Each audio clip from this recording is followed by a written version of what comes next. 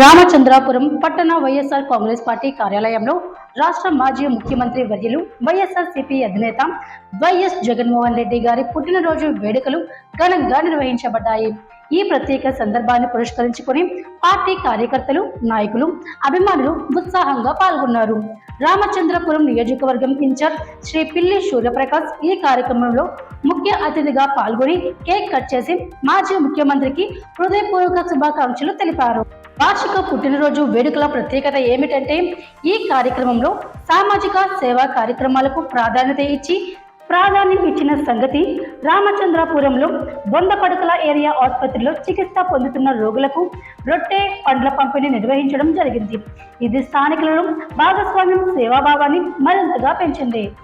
వేడి ఉత్సవాల్లో మండల కన్వీనర్లు, ఎంపీపీలు, సర్పంచులు, ఎంపీటీసీలు, జడ్పీటీసీలు, మున్సిపల్ చైర్పర్సన్స్, కౌన్సిలర్లు మరియు అనుబంధ విభాగాల అధ్యక్షులు పాల్గొని వేడుకను ఘనంగా నిర్వహించారు.